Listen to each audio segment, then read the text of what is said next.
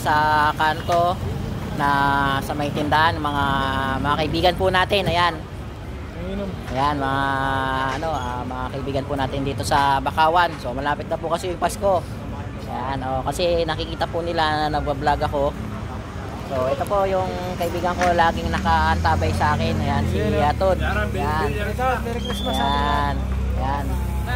Ayan si Sir Gilbert. Ayan po, dati po akong yan po yung laging nagpapayo sa akin dati. Yan, mga magagandang aral, kaya na po ako sa Panginoon. Ayan.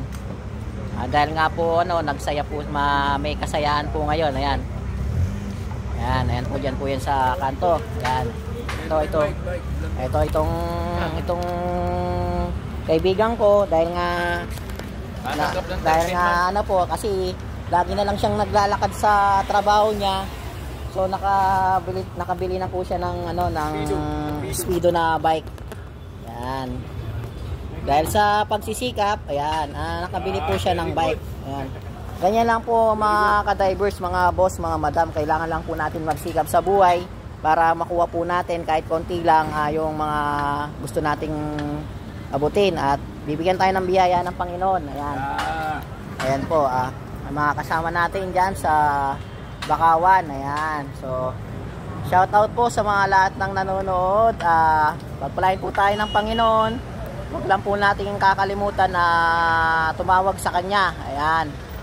Sa mga nakakilala. Ayan. Shout out din po sa mga tricycle driver dito sa Bakawan, sa San Antonio. Ayan.